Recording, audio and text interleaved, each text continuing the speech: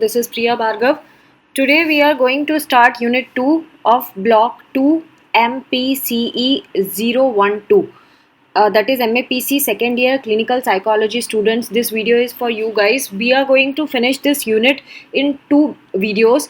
First video is today's video where we are going to cover objective psychodiagnostics and psychodiagnostic assessment. ये तीन topics आज हम cover करने वाले हैं.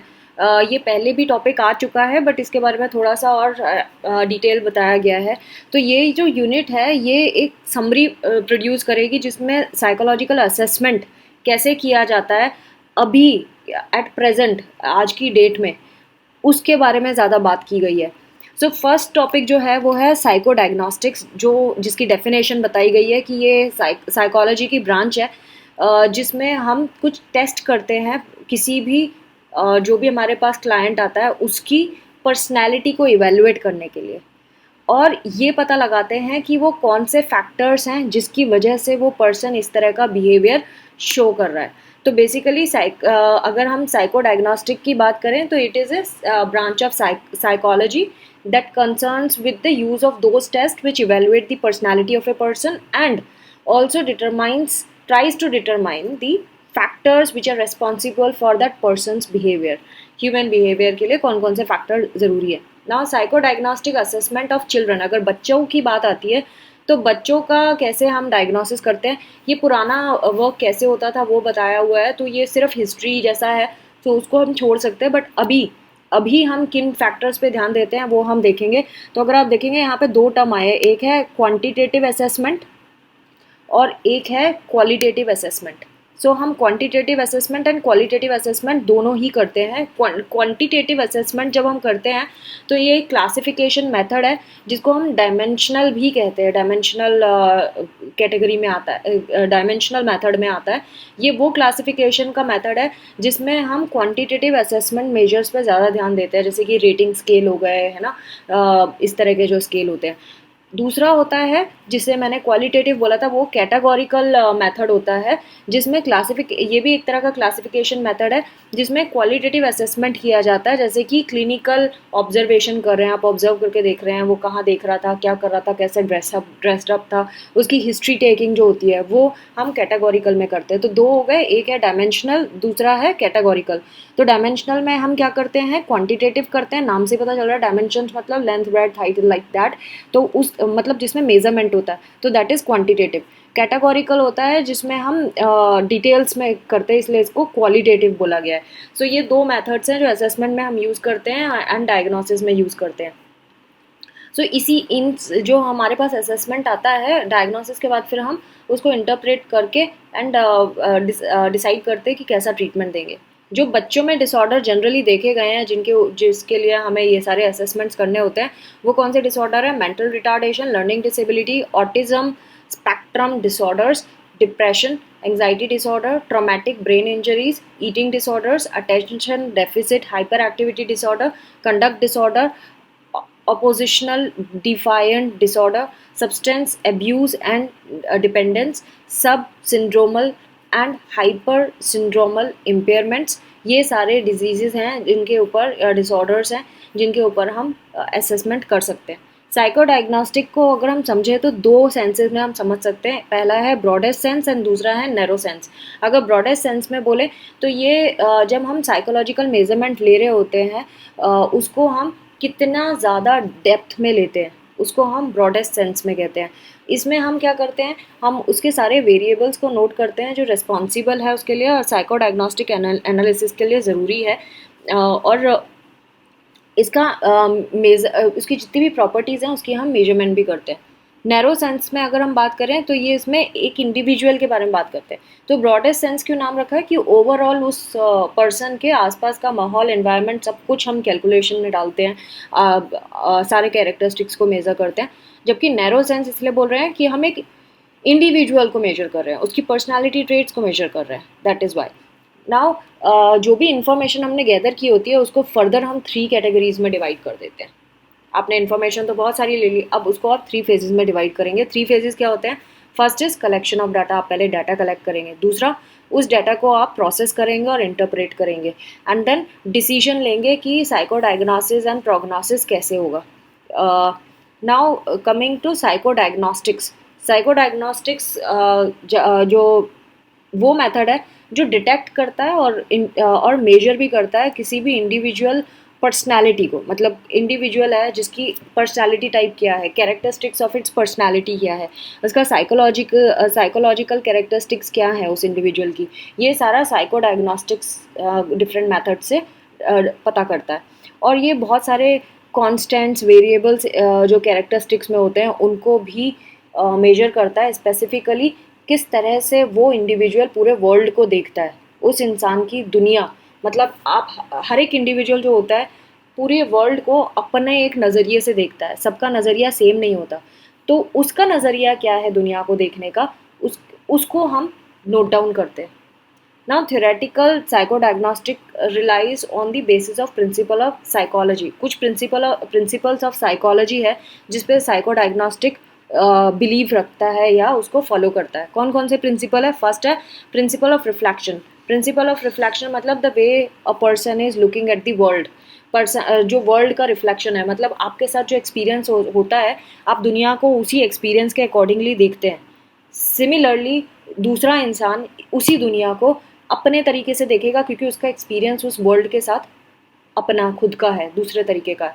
तो वो प्रिंसिपल ऑफ रिफ्लेक्शन माना जाता है कि आपके साथ जो दुनिया ने किया आप उस तरह से उसके लिए अपने परसेप्शंस क्रिएट कर लेते हैं और आपकी एक्टिविटी उसी के अकॉर्डिंगली रेगुलेट होती है. नेक्स्ट प्रिंसिपल है प्रिंसिपल ऑफ डेवलपमेंट. आपकी क्वालिटेटिव एंड क्वांटिटेटिव जो कैरेक्टरिस्टिक्स है वो चेंज होती है according to the psychic phenomena. किन कंडीशंस में आप पले बड़े हैं, बचपन से अभी तक का आपका कैसा साइकी रही है अपने एक्सपीरियंस के हिसाब से, एंड वही आपके trends qualitative and quantitative characteristics जो होते हैं वो उसी हिसाब से चेंज होते रहते हैं अकॉर्डिंग टू योर डेवलपमेंट. छोटे में आप कुछ और थे, थोड़े बड़े हुए कुछ और हुए क्योंकि आपके एक्सपीरियंसेस बदलते गए टाइम के साथ. Next is principle of dialectic relations of essence and phenomena. So ये दोनों अगर एक जैसे हैं तब तो ठीक है, आइडेंटिकल हैं तो ठीक है. अगर आइडेंटिकल नहीं है तो फिर हम इन्हें सेपरेटली कैलकुलेट करते हैं. तो म्यूचुअल कंडीशनिंग आप जो भी फिलोसॉफिकल कैटेगरी की चीज़ें आती हैं वो इस कैटेगरी में आती है, इस प्रिंसिपल में डाली जाती हैं कि कैसे वो इंसान अपनी साइकिक रियलिटी को और जो उसके साथ उसका फिलोसॉफिकल माइंड है, एक है फिलोसॉफिकल माइंड और एक रियलिटी है, उन दोनों को मिला के कैसे वो देखता है पूरी दुनिया को, ये उसमें आता है. Then principle of the unity of consciousness and activity. Consciousness and mind ये दोनों के बारे में ये बात कर रहे हैं. कॉन्शियसनेस क्या है? जो आप एट प्रेजेंट फील कर रहे हैं, that is consciousness. Okay. And mind मतलब आपके माइंड तो आपको पता ही है माइंड क्या होता है. तो ये कॉन्शियसनेस एंड माइंड जो होते हैं ये कैसे बनते हैं? ह्यूमन एक्टिविटी की वजह से बनते हैं. आप जो एक्टिविटी करते हैं उसके बेसिस पे आपका कॉन्शियसनेस डेवलप होता है, आपकी साइकी डेवलप होता है. और ये आपकी एक्टिविटी इन आपकी साइकी और कॉन्शियसनेस दोनों को मिला के रेगुलेट होती है. सो आप जो भी करते हैं वो आप प्रेजेंट कंडीशन को देख के और जो आपके अंदर सबकॉन्शियस में बिलीव्स हैं, जो आपकी साइकी है, उन दोनों को कंबाइन करके आप एक्टिविटी करते हैं. पर्सनल प्रिंसिपल क्या है? जब इसमें हमें साइकोलॉजिकल एनालिसिस करना होता है किसी भी इंडिविजुअल का, और हर एक इंडिविजुअल का अपना अलग अलग करना पड़ेगा, हाँ सबका एक जैसा नहीं होता. और हम इसमें क्या ध्यान रखते हैं? उसकी लाइफ सिचुएशन का ध्यान रखते हैं. और जिसको बोलते हैं ऑन्टोजेनी. ऑन्टोजेनी क्या होता है? एंड ऑन्टोजेनी मैंने यहाँ से लिखा है यहाँ पे, development of an individual organism और एनाटॉमिकल और behavioural feature from the earliest stage to the maturity. पहले छोटे से लेके बड़े तक का वो उसका जो पूरा डेवलपमेंटल स्टेजेस हैं और जो फीचर्स रहे हैं वो ऑन्टोजेनी माना जाता है. ना साइको डायग्नोस्टिक मेथड्स जो होते हैं इनका जो डाटा हम ऑब्टेन करते हैं, डाटा को रिलायबल वे में ऑब्टेन करने का अलग अलग तरीके होते हैं. वो डिपेंड करता है कि मेंटल रियलिटी के बारे में हमें पता चल जाता है किसी भी इंसान के. ना अब हम बात करेंगे, ये एक्चुअली ये हेडिंग होनी चाहिए थी, emergence of psycho diagnostics, but इन्होंने ऐसे ही दे दिया एक लाइन में, तो ये थोड़ा इंटरेस्टिंग नहीं लगता. अगर इसको कैटेगराइज करके देते या पैराग्राफ की हेडिंग करके देते तो ज़्यादा इंटरेस्टिंग होता। सो इमरजेंस ऑफ साइकोडायग्नोस्टिक्स क्या कहता है कि इसकी जो मॉडर्न हिस्ट्री है साइकोडायग्नोसिस की, वो first quarter of 19th century में स्टार्ट हुई थी। मतलब 19th सेंचुरी क्या होता है, 1800 वाला जो काउंट होता है, तो फर्स्ट क्वार्टर मतलब 1800 से लेके 1825 के बीच का जो पीरियड है वो first quarter of 19th century माना जाएगा। सो उस टाइम पे मॉडर्न हिस्ट्री साइकोडायग्नोसिस की स्टार्ट हुई थी। सो डॉक्टर साइकियाट्रिस्ट क्या करते थे, वो सिस्टमैटिक मॉनिटरिंग करते थे पेशेंट की, रिकॉर्डिंग करते थे, एनालिसिस करते थे जो भी रिजल्ट आता था उसका, और अपने ऑब्जर्वेशन से वो कंडक्ट करते थे, जो कंक्लूजन निकाल लेते थे जो भी उन्हें निकालना होता था। तो उस टाइम पे जो साइकोडायग्नोस्टिक मेथड्स होते थे वो observation, interview, analysis of documents, ये सारे इन्वॉल्व होते थे उसमें। और बेसिकली इस तरह को हम क्या बोलते हैं, क्वालिटेटिव मेथड। तो क्वालिटेटिव मेथड ज़्यादा होता था और अलग अलग डॉक्टर्स के अलग अलग कंक्लूजन हो गए, क्योंकि वो क्वालिटेटिव मेथड है, आपके पास कोई स्केल नहीं है मेजर करने के लिए कि आप क्या सही कर रहे हैं क्या गलत कर रहे हैं, तो वो क्वालिटेटिव पे ही था। अब मॉडर्न मेथड जो साइकोडायग्नोस्टिक्स के थे वो धीरे धीरे late 19th century and early 20th century मतलब 1900 वाली रीडिंग जब शुरू हो जाती है वो 20th सेंचुरी होती है। एंड लेट 19th सेंचुरी मतलब 1875 के से लेके 1900 के बीच का टाइम, उस टाइम पे। तो ये जो इसमें theory of probability and mathematical statistics आ गया था उस टाइम तक, एंड साइंटिफिक मेथड जो क्वांटिटेटिव साइकोडायग्नोस्टिक्स होते हैं वो भी शुरू हो गए थे, न्यू मेथड्स निकलने शुरू हो गए थे। Now coming to psychological assessment versus psychological testing, क्या ये दोनों चीज़ें एक ही हैं? Psychological testing and psychological assessment में क्या फ़र्क है? तो पहले हम साइकोलॉजिकल टेस्टिंग की बात करते हैं। ये रिलेटिवली स्ट्रेट फॉरवर्ड होता है, इसमें हम न्यूमेरिक फॉर्म में डाटा हमें मिल जाता है। एक पर्टिकुलर कोई टेस्ट आप एडमिनिस्टर करेंगे, आपको उसके स्कोर पता चलेंगे, और जब आप स्कोर से ही आपको आइडिया लग जाएगा कि उस इंसान के बारे में एंड उसके बारे में जो भी नोमोथेटिक या नॉर्मेटिव डाटा आपने होगा, उसके बेसिस पे आप अपनी फाइंडिंग्स बता देंगे। जैसे कि आईक्यू हो गया, ये टेस्टिंग होता है।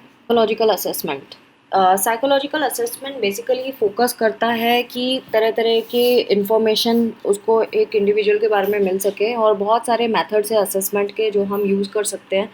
उनकी हिस्टोरिकल इन्फॉर्मेशन हो गई, रेफरल इन्फॉर्मेशन हो गई, बिहेवियरल ऑब्जर्वेशन हो गई, ये सारी इसके अंदर आ जाता है, सो दैट हमें बहुत सारी इन्फॉर्मेशन उस क्लाइंट के बारे में हो, और उस जब इंडिविजुअल के बारे में बहुत सारी कॉम्प्रिहेंसिव इन्फॉर्मेशन होगी तो हम इवेलुएट बहुत आसानी से कर पाएंगे।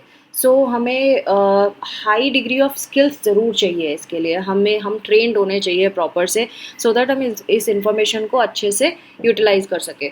पर्सनैलिटी असेसमेंट टूल्स भी अवेलेबल हैं जिससे हम असेसमेंट कर सकते हैं डाटा को, और जैसे हम क्लाइंट का जो प्रोवाइडर को रिफ़र किया है, या क्लाइंट की फैमिली लेके आई है, उसको कहाँ से किस तरह से वो आया है, उसके इन्फ्लुएंशियल रिसोर्सेज क्या हैं, उसकी फैमिली में कौन कौन है, ये सारी चीज़ें, सो ये सारी चीज़ें इसमें आ जाती हैं। पर्सनैलिटी असेसमेंट में अगेन जैसे मैंने पहले ऊपर भी बताया कि डिटेल इन्फॉर्मेशन होती है, तो हमें बहुत सारी इन्फॉर्मेशन पहले से होनी चाहिए, जैसे कि आपका एक्सपीरियंस मैटर करता है, आपकी नॉलेज मैटर करती है, आपकी क्लिनिकल स्किल्स भी मैटर करती हैं।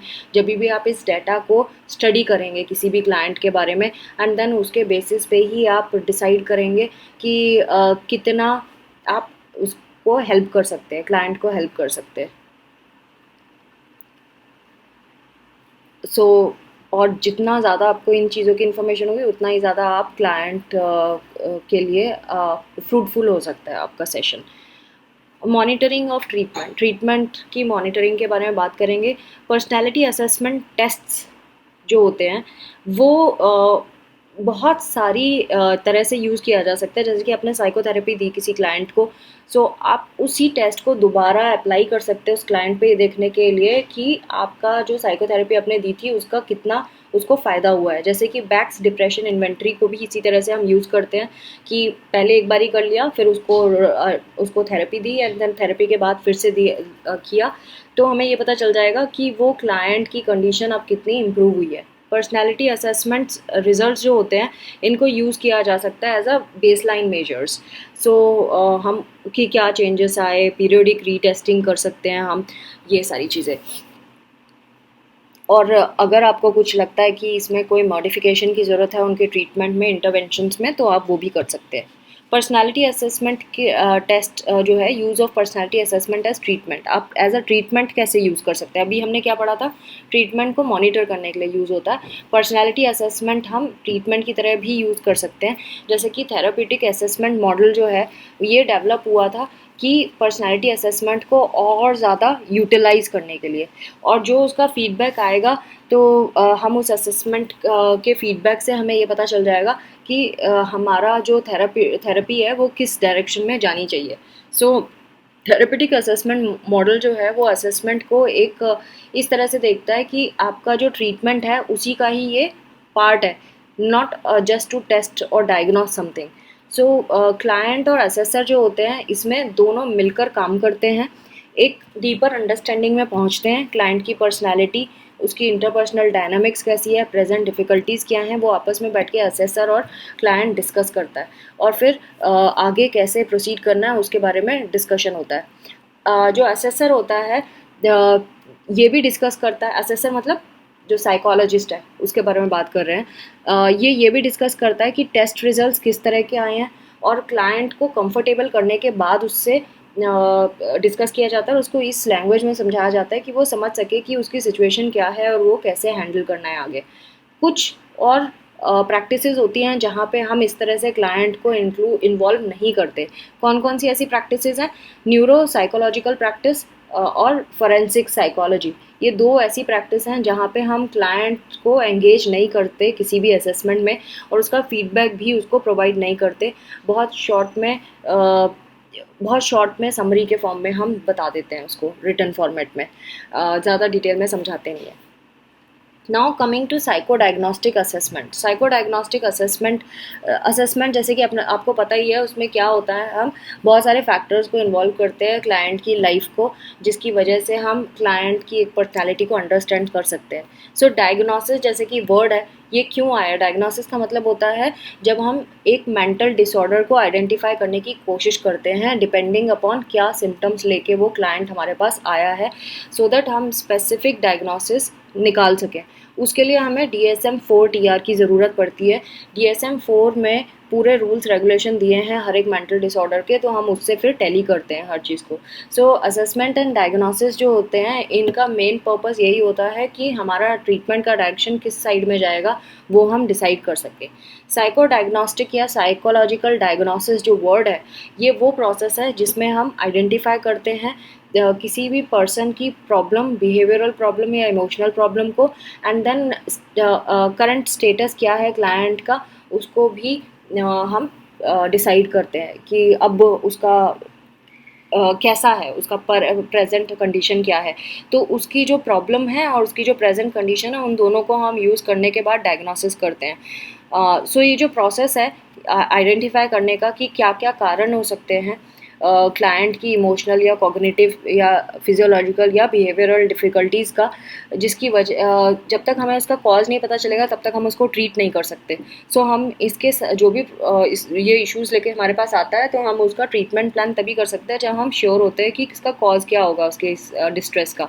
सो हम उसी के अकॉर्डिंगली फिर ट्रीटमेंट प्लान करते हैं। क्लिनिशियन जो होते हैं वो बहुत ज़रूरी है कि वो केयरफुली असेस करें क्लाइंट की प्रेजेंट सिम्टम को, क्रिटिकली सोचे कि किस तरह से उसके सिम्टम्स उसकी प्रेजेंट लाइफ में इंटरफेयर कर रहे हैं। तो कौन से ऐसे सिम्टम है जो उसको प्रेजेंट लाइफ में ठीक से जीने नहीं दे रहे हैं या वो अफेक्ट कर रहे हैं उसकी डेली लाइफ को, हम उन सिम्टम्स को आइडेंटिफाई करते हैं। तो प्रैक्टिशनर बहुत सारे टूल्स यूज़ करते हैं इसके लिए, जैसे कि क्लिनिकल इंटरव्यू हो गया, ऑब्जर्वेशन हो गया, साइकोमेट्रिक टेस्ट हो गए, रेटिंग स्केल हो गए, लाइक दैट।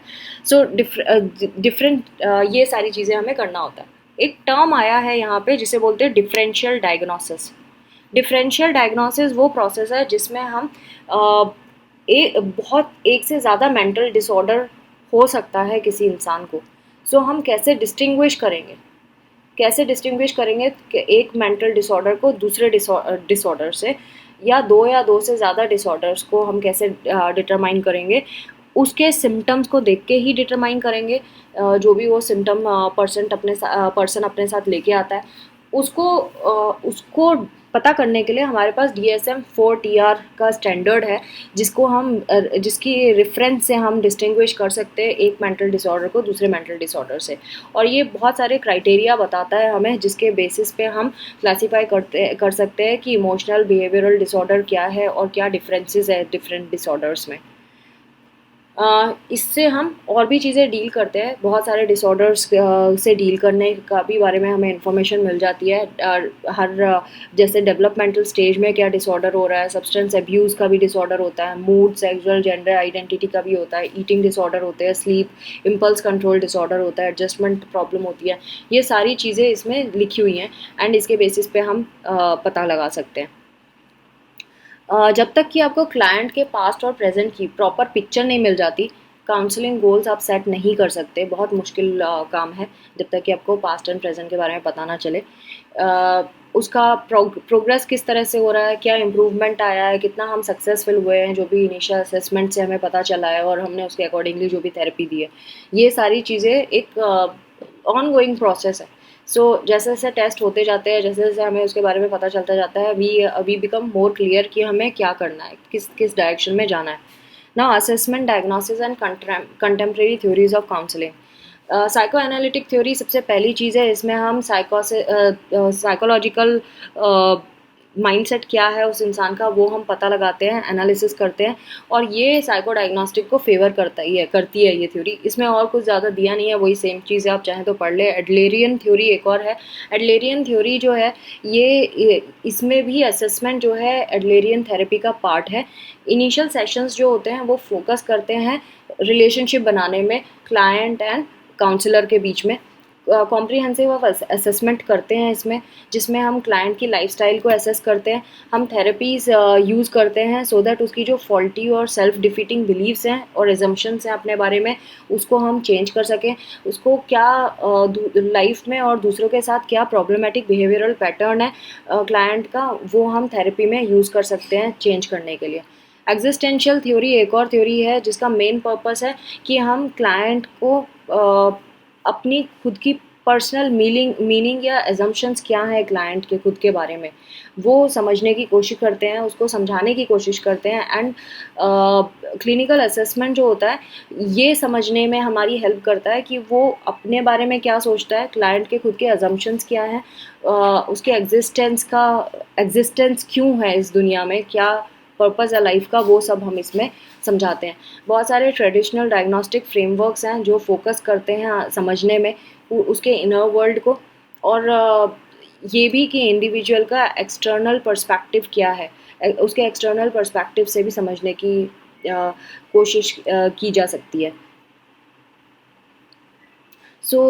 लेकिन इंडिविजुअल के ही पर्सपेक्टिव के हिसाब से हम समझते हैं, हम बाहर से एक्सटर्नली उसको अपने तरीके से नहीं देखते, वो क्या सोचता है उस हिसाब से हम इसमें देखते हैं। पर्सन सेंटर्ड थ्योरी के बारे में बात करें तो ये दूसरे पर्सन को समझने की बात है, उसके सब्जेक्टिव वर्ल्ड को समझने की बात है, वो किस तरह से दुनिया को देखता है।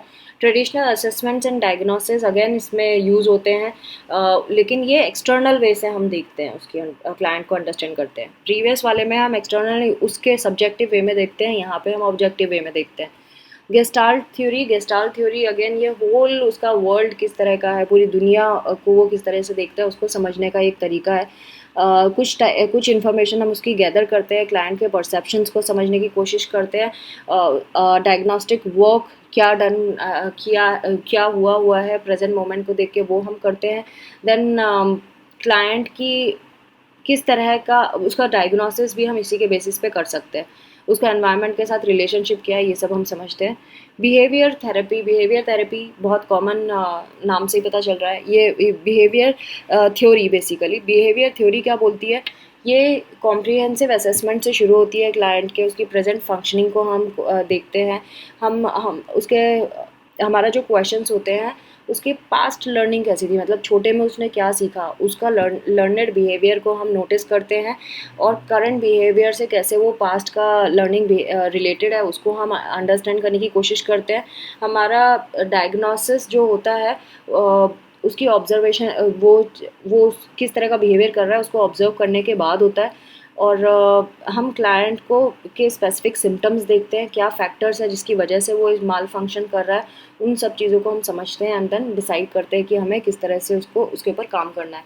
तो ये सारी काउंसलिंग की थ्योरीज है जो इसमें बताई गई हैं ना।